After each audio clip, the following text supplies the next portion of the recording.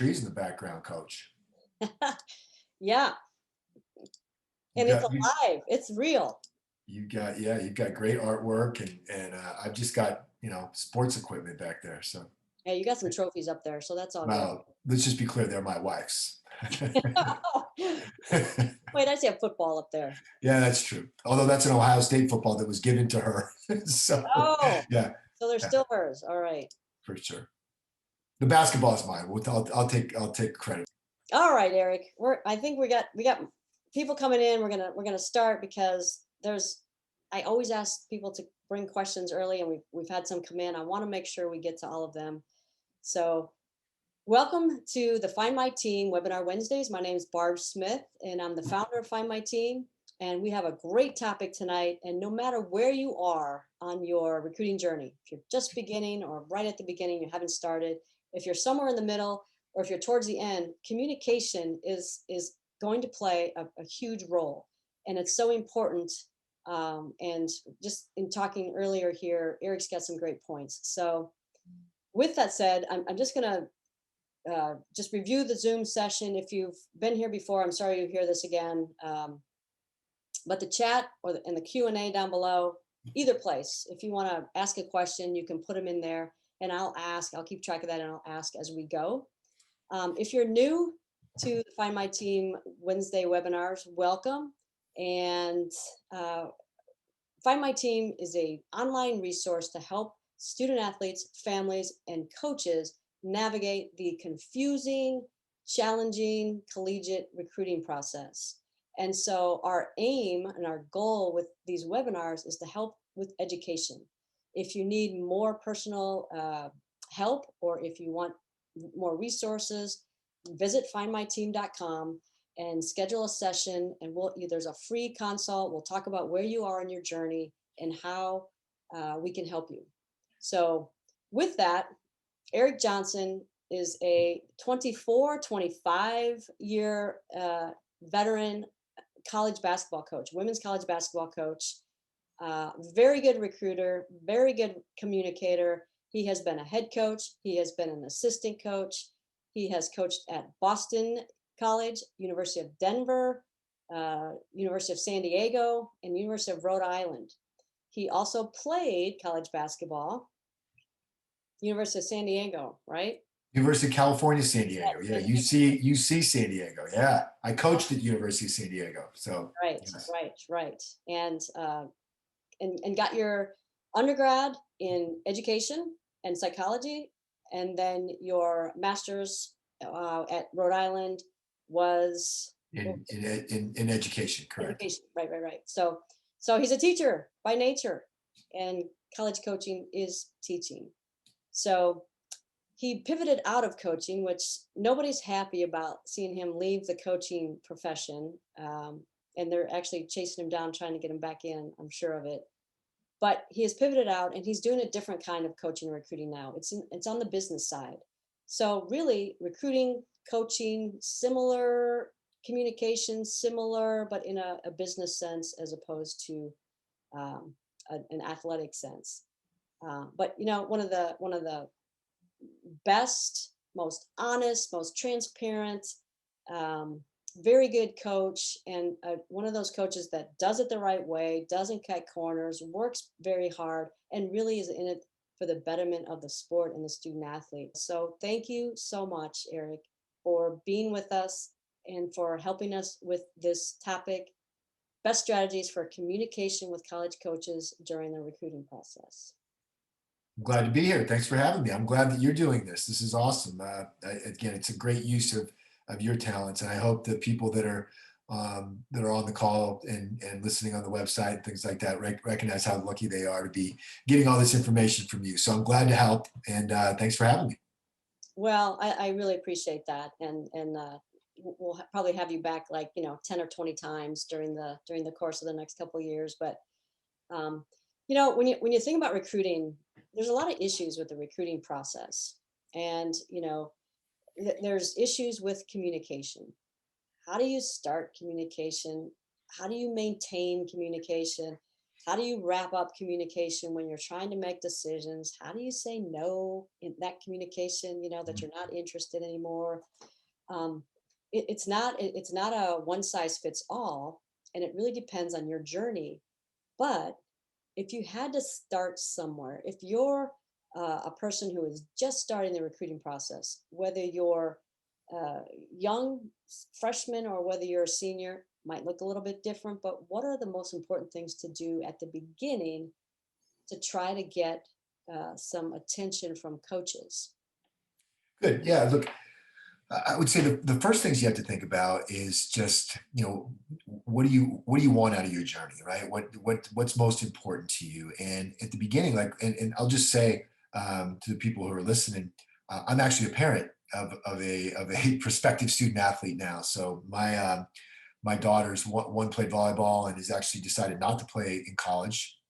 And my basketballer, who's a junior in high school, is in the thick of this right now. So all the things that we're talking about tonight are top of mind, certainly in our household. And I'm actually literally counseling my own child on these issues right now. So, one of the things that again that I told her was, starting to have some idea of what's important, right, and what really matters. You know, in her case, she doesn't know, right? So, coach, I mean, she's like, Dad, I don't know what I want. I don't know necessarily what level I am. I think I really like basketball. I think I'm pretty good at it.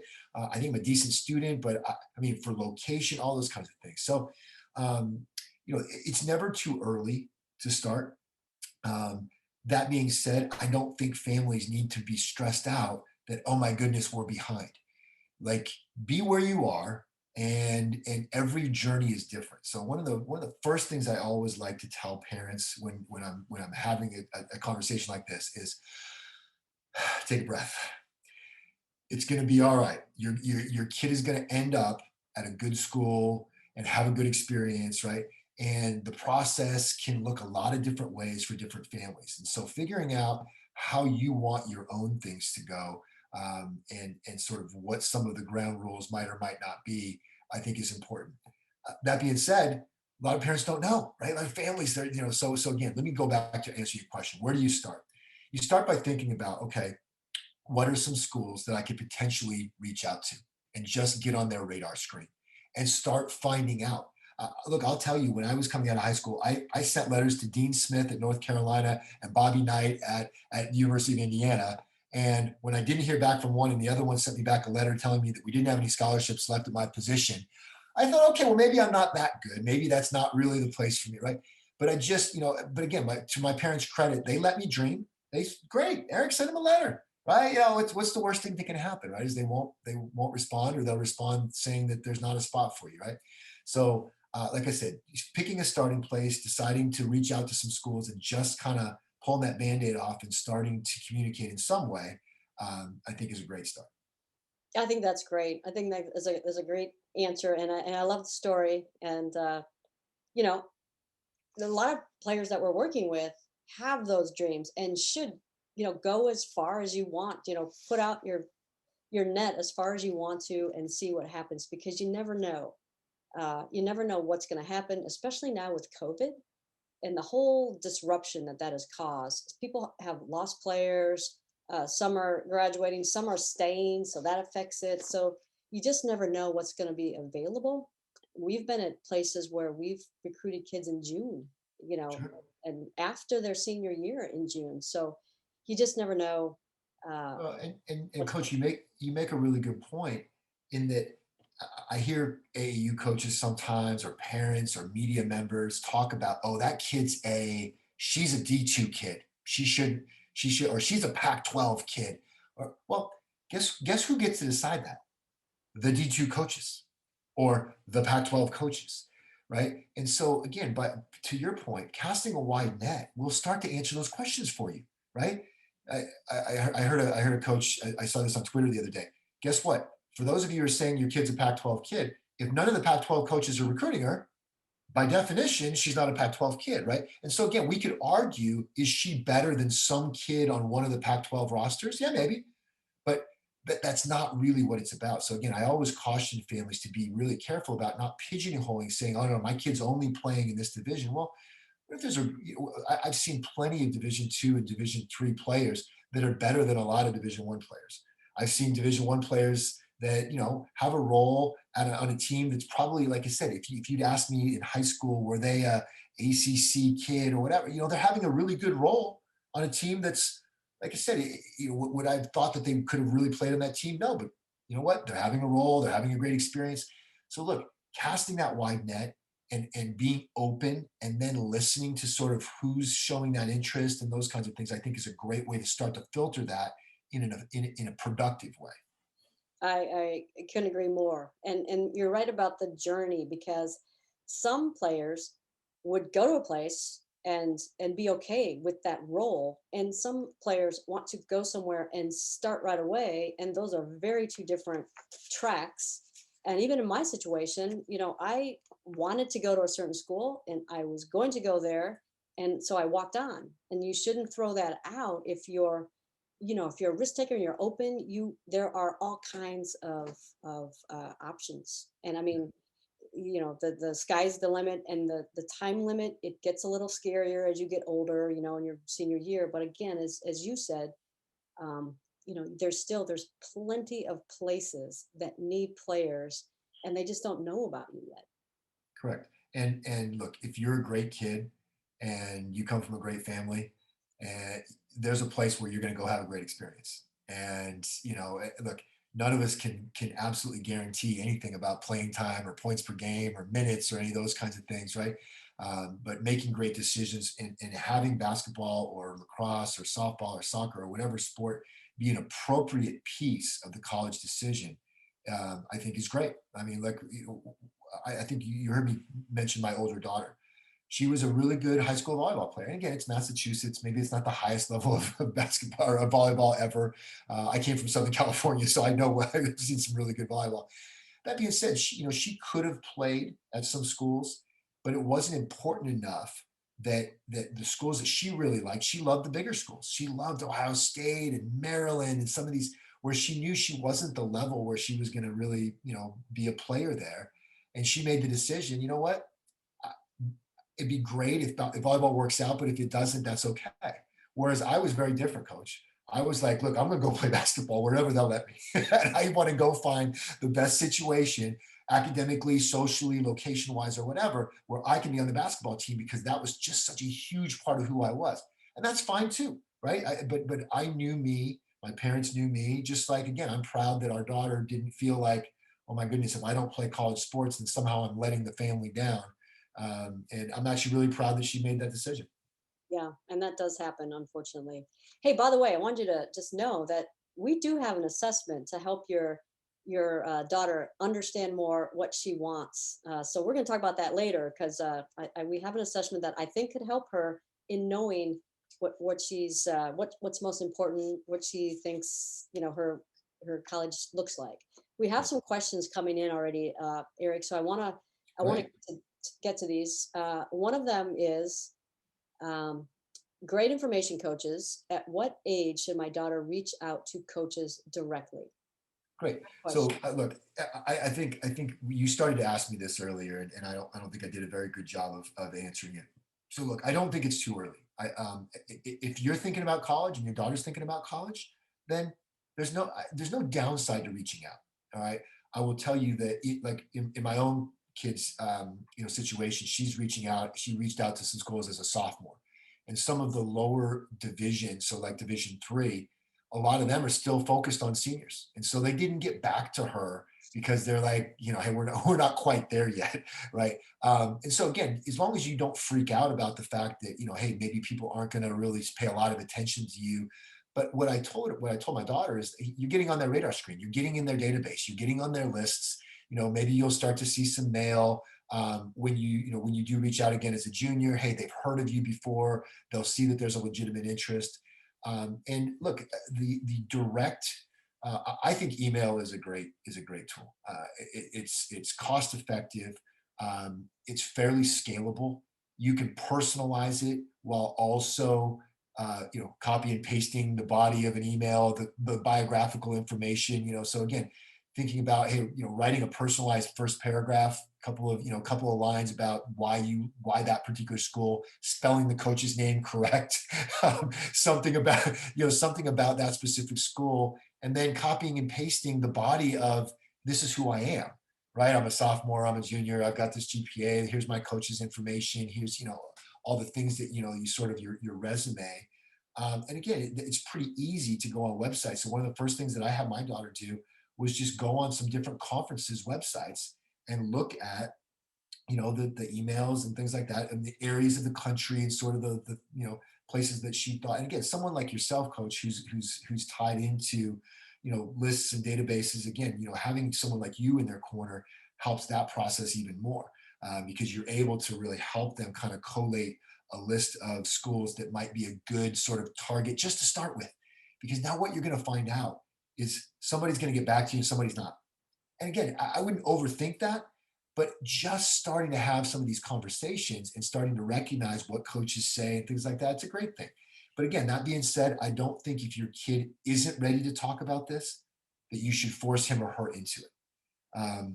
I think as parents, being there to support, have these conversations in a healthy way, and not make it a stressor where this is this awful thing that, so look, I think there's some variability there, and I don't think there's a hard and fast, yes, you should, oh my gosh, you're too late if you don't buy X. That, having these conversations and starting in an appropriate way is I think the best thing. I think that's a great answer because it's always about, and we have to really remember this, myself included, because once I get in with a player, I'm all in. And so even me, I have to stay on the outside, and it is all about the student athlete, because if we're going to help her make the right choice, she has to drive it. If anyone else drives it, it's like going into a dark room, shooting an arrow at the wall, and going to whatever school it goes to, if it's going to work or not. Because if she doesn't put the time in, if she doesn't start it, if she doesn't do it, and somebody else is doing it for her, it's not hers, and she's not going to be as invested. And it's not about her; it becomes about the other person who thinks they know what that person wants. So um, it is about the student athlete. And you're right. Whenever they're ready, whenever they have the urge, whenever they want to start thinking about college, it's a good time to go.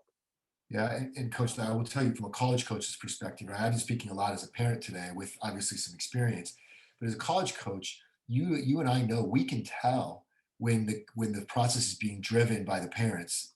I think you and I were joking in a previous conversation that I had lots of parents that thought I was the greatest thing since sliced bread, loved our school, but I could tell their kid wasn't feeling it. Their kid just wasn't into the whole thing, right? And I'm kind of like, what are we doing here, right? Like it's like the parents aren't going to be the ones waking up at 6 in the morning, going to the weight room with me, right? And so it's so much more productive and impactful when it is being driven by the student athlete with appropriate parent guidance and support, right? They can't do it on their own, right? That being said, it should be supportive in an appropriate manner, not driven by, like, I can tell when I'm getting emails from the dad, right? Again, it's okay to get an email from a parent. I got no problem with that. But you can tell when they're writing the kid's email for them and all these different things and responding, so look, we will get into, there are certain good parent roles in helping the communication. And again, I'm not against that, but I think again, just keeping it to be the sense of this is her or his journey and we're here to support it, I think is really important. Yep. Yep. Great job, Eric. This is great information. We have some more questions coming in, so I'm gonna keep going, and we can just spin off what you just talked about. The next question that came in a little bit earlier was, what should my player say when emailing or calling coaches as a sophomore? Great. So I love that question. So look, I, for those of you who haven't been through the recruiting process, think of this as their first job interview, right? Think of this as their first professional communication. And what a great teaching tool of how you present yourself in a professional manner. How do how in a way that is compelling, right? And will hopefully elicit a positive response, right? So my advice always to parents is, if it doesn't feel right, it's probably not. And if it seems reasonable, if it seems like this is what normal, good human beings would do, then it's probably about the right thing, right? So my guess is your radar on this is better than you think, right? It's people, oh, I don't want to say the wrong thing. Well, these are human beings, right? So let me put you in the coach's seat for a second, right? So if I'm a college coach, right, and someone sends me an email that's, and again, she doesn't know what to say, this player. I get that. She says, hey, coach, I'm interested in your school. You think that's a good thing for me? I'm like, great. There's a kid who's interested in my school, right? I wonder why she's interested in my school. She has a little bit of information on maybe who we actually are and that there's a legitimate interest and it's not just a spammed email that's gone to 700 schools. Wow, that's a great thing, right? And then how I respond, will have a lot to do with me, things you can't control as a parent, right? Where I am in the recruiting process, how much staff do I have, how do I generally, communicate with, and again, you will start to recognize as a family with the communication styles of the coaches, and you'll start to recognize, wow, I really like the way that coach dealt with me. Because it's the exact same thing that Coach Smith and I, when we were college coaches and we were admonishing our staff on different things like, hey, how do you communicate with parents? The same kind of thing. Hey, thank you so much for your interest, right? No one's ever going to email you back going, I can't believe you sent me that interest letter saying that you like my school. That was just really awful. Now, come on. The worst thing that's going to happen, right, is that they're too busy or they just sort of don't notice or they just, don't really take an interest yet in it, which could mean that they're not interested. It could mean that they're just too busy or haven't really gotten to that yet. But to me, there's no downside to presenting yourself. And again, you create a bit of a template and you say, hey, coach, I'm interested in your school. I'd love to learn more about your program. And again, maybe a here's why, right? So, just a sentence about, hey, really like, the academics, or I've always, I got an uncle who lives in Boston or, whatever. Uh, and then here's who I am. Hey, love to start the conversation. And I think again, a really just safe, easy, great way to start. And really, there's no pressure, right? To go out there, to send it out. You may not get anything back, and like you said, sometimes coaches they're just so busy, and or it might be in season or whatever. They're very busy, but that doesn't mean they're not interested yet. It's too early to tell. It's your first try, and we'll get into what happens if you don't receive something back. But on the flip side, if you get a letter as a student athlete from a college, um, and it's the first one, many times it's the form letter that you're talking about not to do that as a student athlete. Here comes a form letter the other way now. It's blanketed across, 50 or 60 players. So what do you say to that student athlete who gets that first letter from North Carolina and says, this is where I'm going, North Carolina? Hey, first thing I'd say is you got a letter, right? Honestly, like what it means is you made it into their list, some list that generated some sort of response. So finding out now what that means, I think is a great piece now for the parents to help the student athlete think about, okay, so you got this letter, right? It's got your name, which is great. And then it tells you some great things about the University of X, Y, or Z, right? Okay. What a great chance to respond to that school, right? So, and you're going to find out very quickly, right? If you send an email and you say, Coach, thanks so much for the letter. Great to hear from you. Honored, right? Hey, would love to get to know you and your program better, right? Here's a little bit of information about me, right? What a great opportunity. They sent you a letter, right? And now you're gonna learn, right? They may say, again, who are you? I don't even know you, whatever, which tells you that it was probably a form. But again, that's okay. What I would also caution people to try to take your ego out of it, right? That there's a lot of coaches that just because they weren't the first ones to call or that they didn't, offer you a scholarship on the very first day they ever met you, that doesn't mean that that's not the right school for you, right? And so to take the whole thing about, well, you should have known about me more, or you saw me play a couple times and you didn't think I was number one on your list yet. Again, I'm okay with if that's something that's really important to you because you really want to make sure. And again, there is something to going to schools where they want you. And so gauging interest is not a bad thing. I would just make sure that it's about making sure it's a positive situation, not about your own ego that, well, I heard you guys actually called so and so in the club program and you didn't call, you just sent a letter to us, so we're not interested. Well, like I said, it's an indication that at some point they maybe felt someone else was a higher priority for them, and that's the reality of it. But again, that doesn't mean that that can't be a good situation for you. Yeah, level-headedness during the recruiting process for college coaches and for student athletes and for parents and for high school coaches. The whole circle of people that get involved here to really try to find the right place for the student athlete, which is the most important thing about all of this. Is we're trying to help her find a place where she's going to be successful. Not going to be easy. That doesn't mean easy, but successful and be able to grow and develop and all of that through sport. That's exactly what we need to try to do.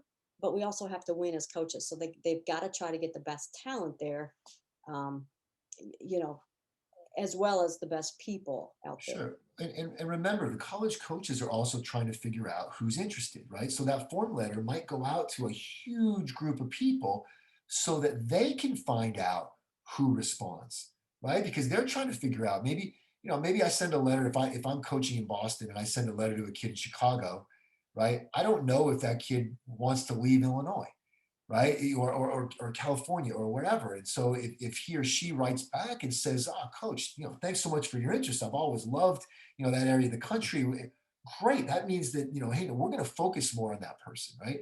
So again, they're doing the same thing a lot of times that the families are doing. The families are casting a wide net to figure out who's interested. The colleges sometimes are casting a wide net, and they're also hoping that some people will show interest that they don't know about yet, that they can do their own research, right? So it's this big sort of system out there, and all that really matters is that your child ends up at a school where they're going to be happy and successful, right? And whatever the process to get there, uh, we hope is going to be as enjoyable as possible. But Right. Okay. There's some questions coming in, so I'm great, going to keep going. keep it going. Yeah, you're doing a great job here. Um, how many schools should we reach out to?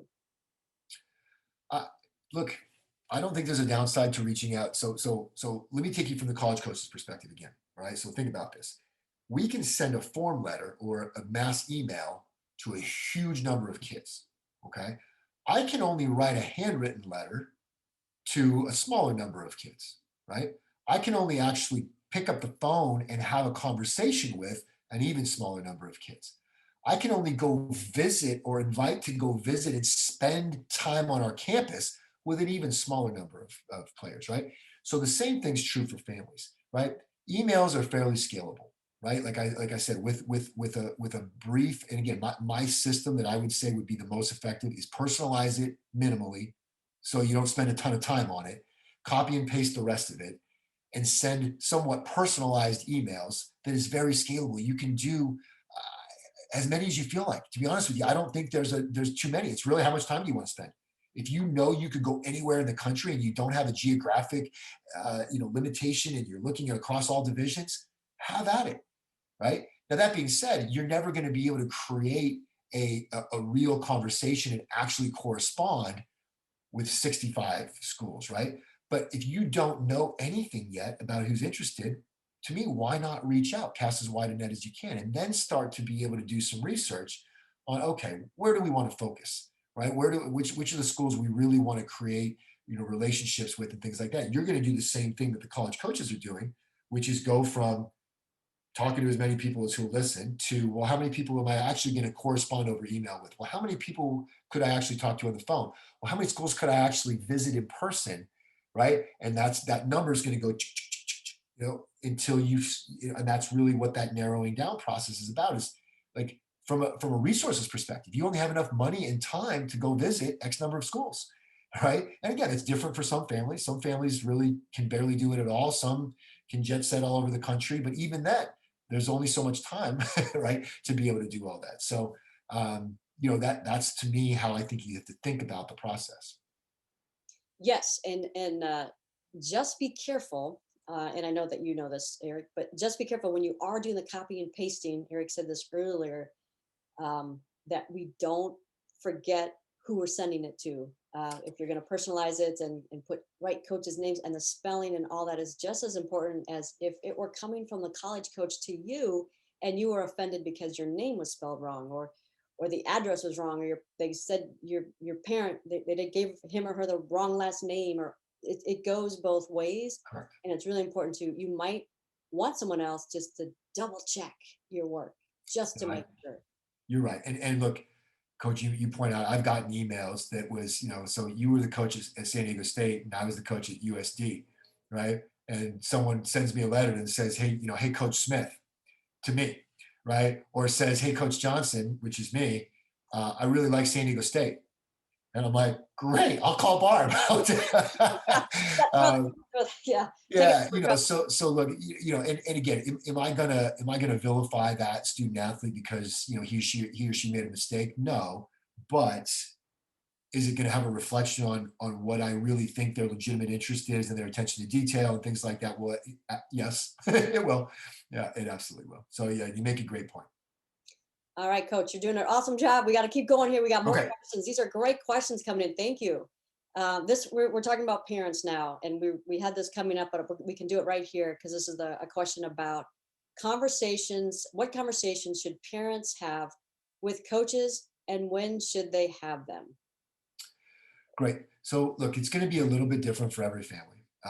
And at the end of the day, you guys get to decide how things go in your house, right? Nobody can tell you how your process has to be. We can give you best practices.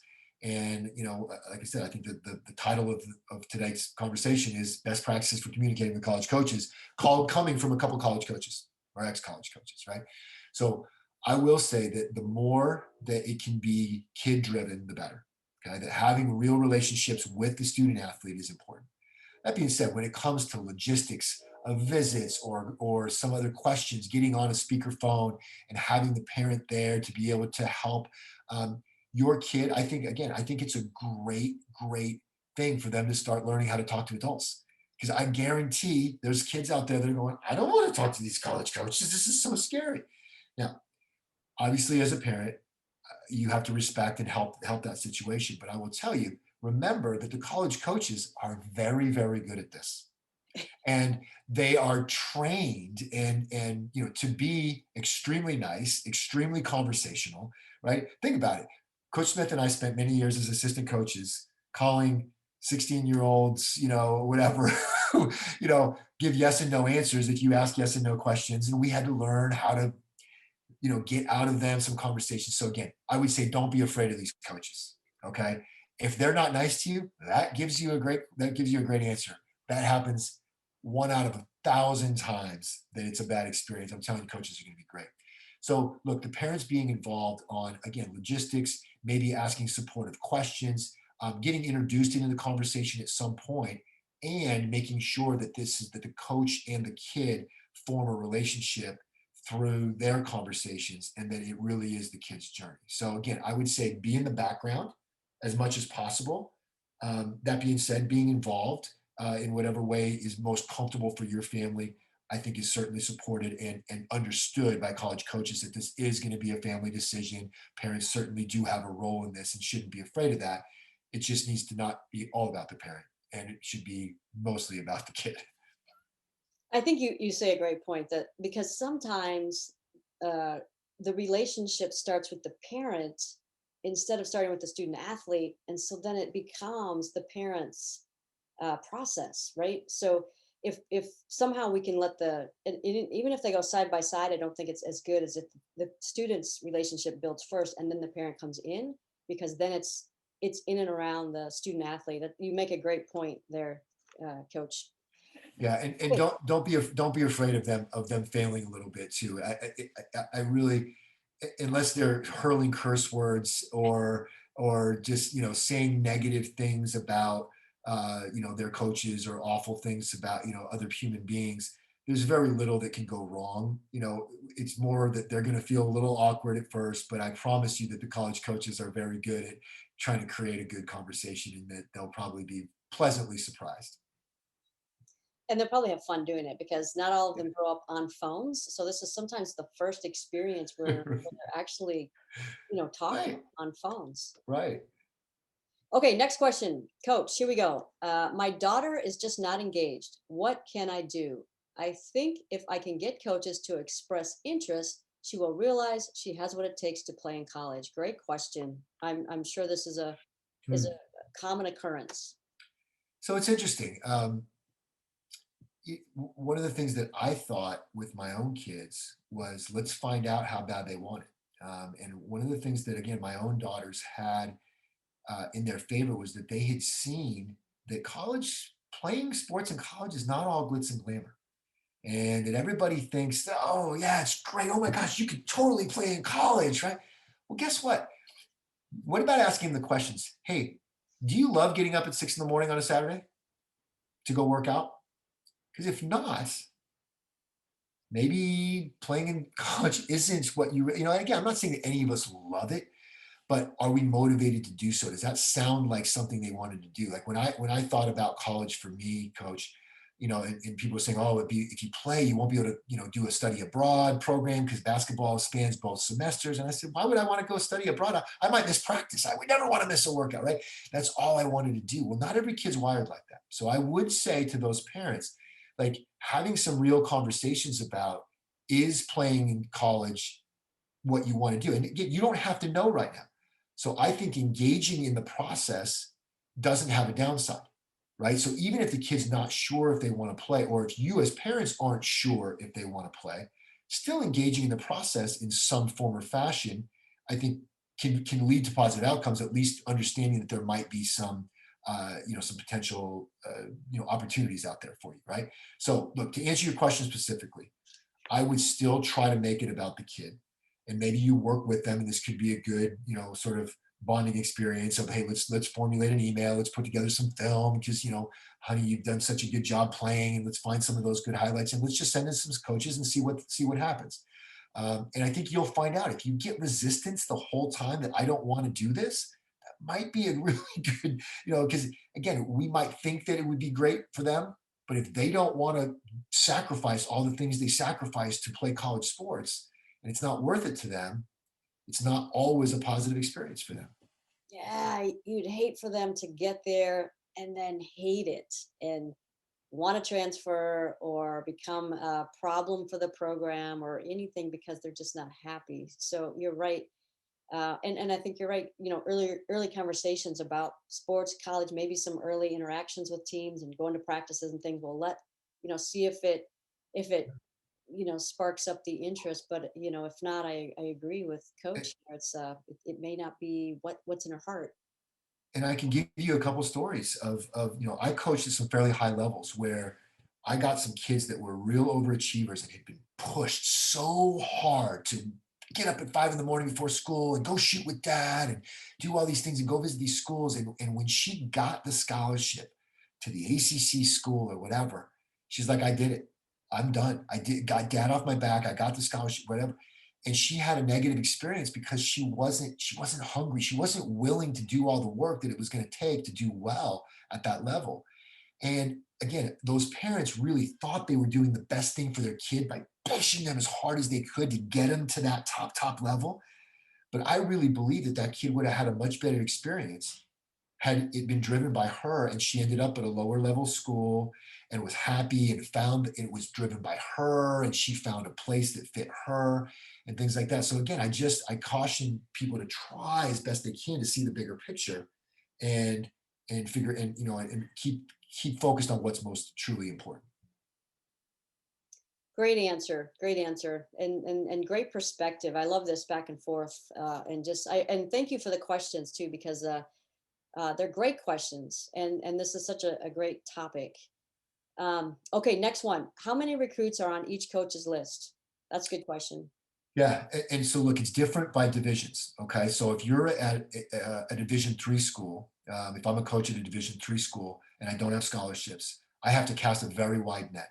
My admissions are probably fairly restrictive. I don't know who's going to be interested, and a lot of the players that I'm recruiting are still waiting to see if they get scholarships at Division 2s or ones or things like that, right? And so I've got to cast a really wide net. If you're at a top school, right? If you're at UConn or Tennessee or something like that, you can be much more narrow with, I'm going to recruit these top, 15 players in the country and get three of them, right? And then everything in between.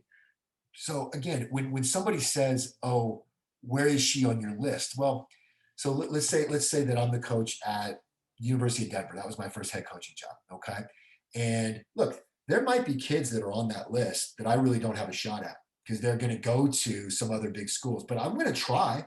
Right. So just because your kid is below 6 or 7 All Americans doesn't mean that she's somehow an afterthought for our program.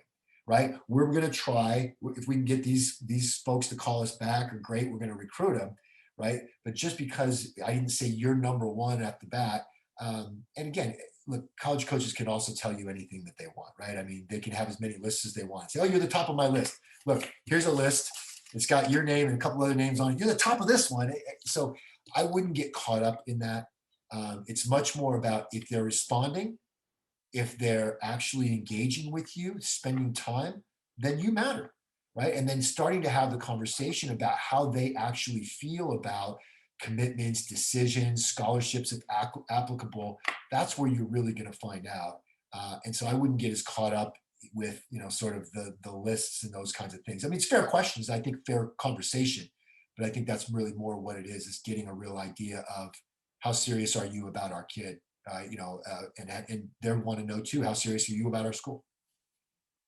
Right. And even, looking at rosters, sometimes they lose a large number of student athletes at graduation, and sometimes maybe only one or two. So that would affect the size of the list. Plus, they might have a bunch of freshmen and sophomores on a list, but then as it comes through the years, the list will narrow. So you could be getting stuff as freshmen and then not hear from that school when you become a junior or senior, because they've sorted out their list. So that's a really good question with a totally changing. It's a dynamic list, really. Well, and remember that positions make a difference too. If you're a soccer goalie and they've got 3 goalies and they're not going to recruit a goalie in this class, they might think you're the greatest thing since sliced bread, but it's just not a really good fit in this particular year. Again, so that you shouldn't take that as, oh, they don't like my kid, they don't think my kid's any good. Yeah, it just may not be the need for that particular team in that particular year. Okay, coach, here's the next one. uh what if the coach gets my daughter's name wrong? Should we drop him? I like Look, when that's the up to question you. says him. I'm just kidding. That, yeah, good point. Look, that's up to you. It just means that they got their name wrong. And, what does that mean? Does that mean that it was spelled wrong in a database? I mean, look, I've certainly sent letters to kids that, the roster was wrong out of the program that I got her name out of because that's where I saw her play. And I'm like, oh, that's number 12, and I sent the letter and it was actually the wrong kid, but it had the address, whatever, right? And so look, mistakes happen. Um, and really, that's up to you. I mean, if you've gotten letters from thousands of schools and you decide that I'm only going to do, respond to the ones that spell their name right, that's nothing wrong with that. But I wouldn't necessarily just dismiss it out of hand. It is what it is. And that could be a situation where, you ask your club coach or your high school coach just to call that coach and say, hey, were you recruiting so and so, because the number and the name don't match, or the names is spelled or whatever, and really Yeah, try to find out for you, if there is interest there. yeah. That's a great question. And I'm glad that you brought up the coaches because again, everybody's in a little different situation, and I think there's a good role for high school and club coaches to be involved in this process somewhat too, and as parents and families being sensitive to sort of again having a list of schools that because they can't call 50 schools, right? So, but they might be very very willing to try to put in a call to 2 or 3 or what again it really depends on who they are. There's some high school coaches that are not engaged at all. There's some that are unbelievable. Club coaches generally, this is kind of what they do. This is part of their value proposition is helping you with this, and so working with them in an appropriate manner. And again, just remember that's one more resource of someone that can communicate in a way that's positive and productive. And there are ways to engage those people to help you by making it easy for them. So if you're going to ask your club coach or your high school coach or even your parent to call somebody, if you give them the name and number so they don't have to go Google it, and save them time, because you might come back to them again to call other people, and you want to make it as easy as possible, because really they're helping you get information, and the more information you have, the better decisions you make. Good. I love that you brought that up because it applies to college coaches too, right? Is that, when you say make it easy on the high school coach or the club coach, when you're thinking about what's the best way to communicate, if you send a professionally, a professional email that's got like biographical information with GPA and, test scores if applicable, uh, coaches' names. This is my club coach. This is the name of my high school. This is the year I am. All of it's right there. If you send a video that's easy to watch, that's got a few highlight clips that pique my interest, and then I can click another link and see a quarter, a half, a full game. There's more than I really need, and I can choose. And you make my life easy. I'm much more likely as a college coach to be able to actually do a decent evaluation than if I had got to go track it down and things like that. So again, the easier you can make it on busy, and sometimes, I don't want to use the word lazy, but like, we all, uh, if we've got a choice between, watching the video that's right there for me or slogging through a bunch of websites that I don't really know where it is. And, I'm probably going to take the easier way. Yeah, yeah. Time is of the essence for sure. Sure. Here's a question that came through prior to the webinar, and I'm not sure, these are all anonymous, so I'm not sure if these people are on or not, but I want to get to this because it's an important point. How does social media play a role in communication with college coaches? Yeah, great, great question. So, look, let's start with, look, this younger generation, the players that are on the call or listening to this, are social media geniuses, right? And using that power to present yourself in a way that's compelling and positive is really important. College coaches, they do look at this, right? And, do we want talent? Sure. Do we want character? Absolutely, right? And so a player who is saying negative things and, complaining about coaching, complaining about teammates, posting things that aren't necessarily appropriate, it absolutely makes a difference in how that player is viewed by the coaching staff. We absolutely have those conversations. There's no question. So presenting yourself in a good way is one thing. Following the coaches, a lot of the coaches are doing a really nice job now of presenting compelling content. And I think it's a great way to engage and start to get a sense for personalities and just, photos on Instagram and just different stories and things like that. And then obviously, our kids are so good at engaging with DMs and different kinds of, messaging and things like that, right? What a comfortable, easy way to let a college coach know that you're interested. Hey, coach, great post, commenting on things and things like that.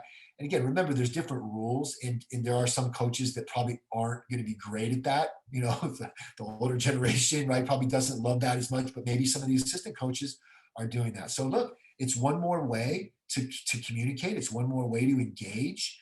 And I think when used properly, social media is a great thing. And our kids are very good at it. Yeah. Yeah, and it's really kind of cool because it gives you something. I mean, it's like an encyclopedia almost of of the schools you're looking at, even to follow some of the players to see what they're posting. Are these people that you want to be on the team with, I love it. in college, or this coach? Are they, they sometimes put on clips, as you said, clips of practice, clips of games and things that can really give you more information. And the recruiting journey is all about getting more information. Amen. Okay, we're going to keep going, Coach, because we've got limited time, All and right. we can't turn this into a 2 hour one, although I would love to. Okay, should both parents go on the campus visits with our daughter? What about the high school coach? He says he wants to join us. So uh, all those things are okay. It's totally up to you. It would not affect your kid negatively if it was just mom and player. It would not affect your kid negatively if it was mom, dad, Uncle Joe, high school coach, and Aunt Sally. It's fine. So if there are people that are interested and there are people that that really want to see and experience it, I've welcomed whole crews into our offices over the years. I've also had kids, just show up with one parent because of travel logistics and things like that. You got busy families and multiple kids and things like that. In no way was I, or our staff Phil somehow jilted that they didn't bring the whole crew or things like that. Totally up to you. The people that you think would enjoy it, would be productive, that you want to experience it with you. my guess is the college coaches will be very welcoming for whatever's most comfortable for you. And Yeah. again, if you're in doubt, ask. Right? Like I said, these are normal human beings. Most coaches are, at least we try to be fairly normal. We do lose our minds at some point during the coaching profession, whatever. But again, these are good human beings that you should have conversations. And if you're if you have that question, ask, hey, would it be okay? You know, and if maybe they do have a different opinion from I do. So again, I think that's a great parent question, right? Is, hey, we're thinking of coming. Would you like us both to come? Is it okay if I don't? Whatever. My guess is they're going to do whatever's best for your family. Yeah, they're probably going to put it back on you and say, hey, whatever you feel Yeah, comfortable. There are absolutely. some rules around who gets, especially if it's official visit, there's rules around who we can pay for and who not. But And they'll explain that, right? They'll explain all that to you, right? That's their job, is to know the rules. And if there's limitations on X, Y, or Z, then number of tickets to the football game or something like that, they will gladly explain that to you. Hey, we could pay for two of them, and three of them are going to have to get their own tickets or something like that. No problem, right? Again, they just have a conversation around it, and it'll be fine. yeah, but I do think it's important that at least somebody goes with, just to get a different set of eyes, a different perspective on the campus, on the communication.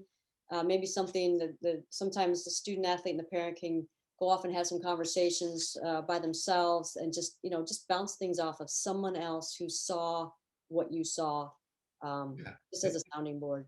And my only other piece of advice would be just to make sure on those visits that it's about the kid, and that the kid's having the conversation with the coaches.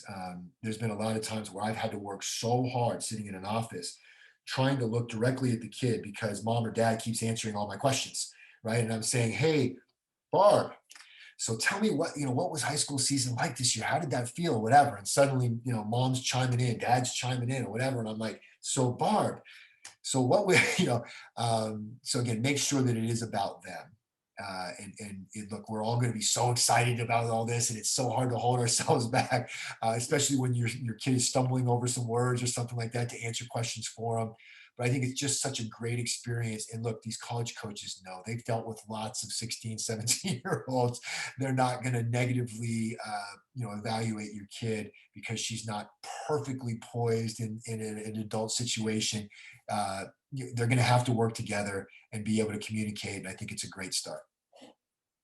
Great perspective, Coach, as always.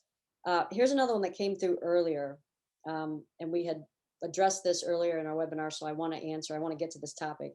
I'm a senior and have not had any communication with college coaches. I'm a basketball player.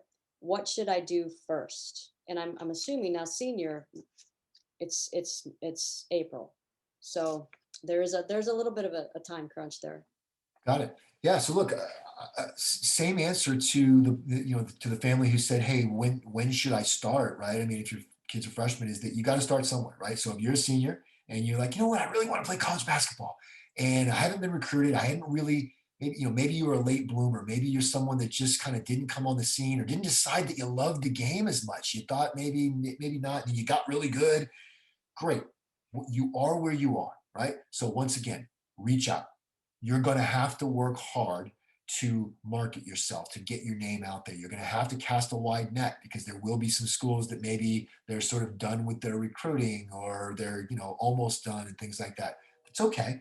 So again, I would say you start with the emails, and you reach out to schools, and you try start to target. And again, maybe it's areas of the country, or it's levels, or all those academics, some certain schools that you maybe have an interest in from an academic or program standpoint, and you reach out, and you reach out. And again, remember, it's so easy to send film now through emails and links and things like that, right? So you create a little highlight reel and some links to a couple of games, right? And again, don't spend a ton of money on highlights. We don't care about music and fancy production value and graphics and all this kind of thing. That makes no difference to us.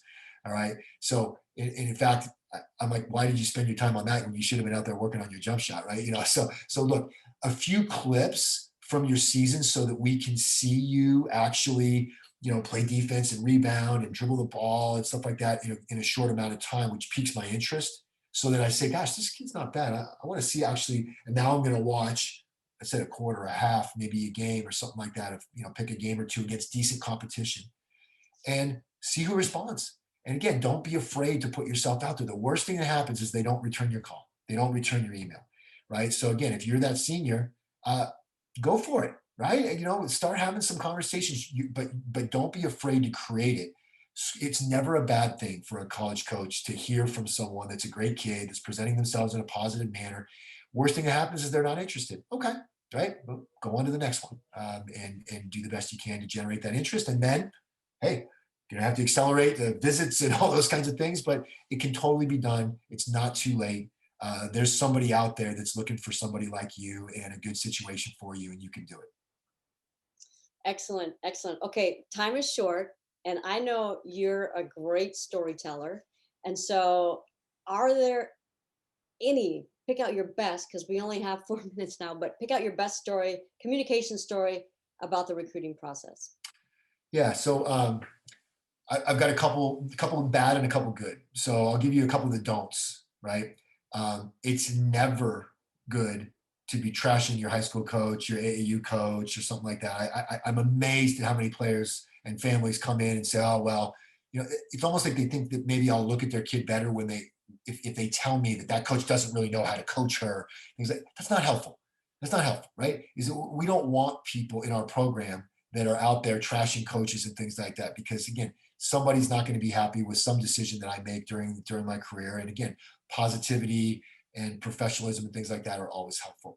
I loved hearing from a dad one time who just said, "Hey, by the way, Eric, I know we don't talk a lot because Carolyn's been doing such a great job of communicating. I just want you to know I'm a big supporter of yours. I really appreciate the way that your relationship is going with her. If you ever need me, please let me know because I really kind of want her to go to your school because I really like you guys, but it's got to be her decision." And I hung up the phone and I just said, "You know what? Yes." And I was a young coach at the time, and I said, "That's what I want to be like as a dad." Right? Totally there, totally supportive, huge cheerleader for his kid. And I will tell you, his daughter just retired from the WNBA, by the way. That's Carolyn Swords. And just again total and she made a great decision and had a great career and all those kinds of things. I guess I'll leave you with one story, Barb, and people who are listening to this can actually Google this. There's an essay called "The Game Knows," and it's written by an Alabama softball player, and I'm going to probably get some of the facts wrong, but basically she's a catcher, and as we all know there's only one catcher on the field. And so she goes to a school that's got a junior catcher who's a stud, and she doesn't play for, she knows she's not going to play for a couple of years, but she knows when that kid graduates, man, this is going to be mine. I'm going to work hard. I'm going to do everything. Great teammate. I'm going to listen. And the game knows the game's going to pay me back. Right. Well, that kid graduates between our girl's junior and or sophomore and junior season, and the coach recruits a transfer. And over the summer, that transfer starts working out with them, and she realizes this kid's a catcher and she's better than I am. She hits better. She throws the ball to second better. I'm never going to play. She's disillusioned. She decides that like I'm the game does is not going to pay me back. I've put all this time and effort. I've given my sweat, blood, and tears, and I'm not. And she decides, do I quit? Do I walk away? Do I just pout? She decides to stick it out. Right. Fast forward, she goes to law school, and she's looking for a job, and she really wants to go to a big time law firm in Washington D.C. And her grades and where she went to law school wasn't going to probably get her into this firm, but someone knows someone who gets her a cup of coffee with an associate there. And when she tells the story of her pushing through adversity and being a great teammate and all this, the person says, "That's what we need in our law firm.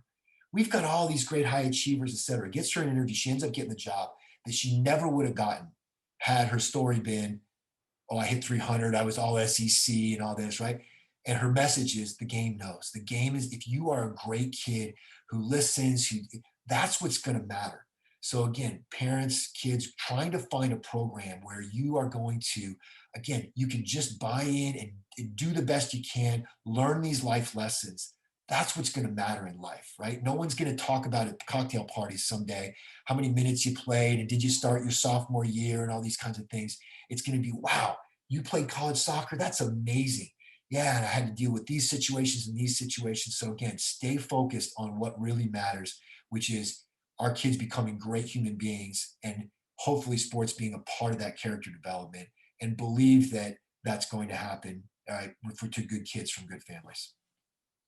Excellent job, Coach. And just thank you so much. Thanks to everybody that came out. We didn't get to all the questions that were asked before, but we had some great ones come in. And if you solicited a question and it didn't get answered, hit us up at hello at Find My Team or Barb at Find My Team, and I'll make sure that your question gets answered.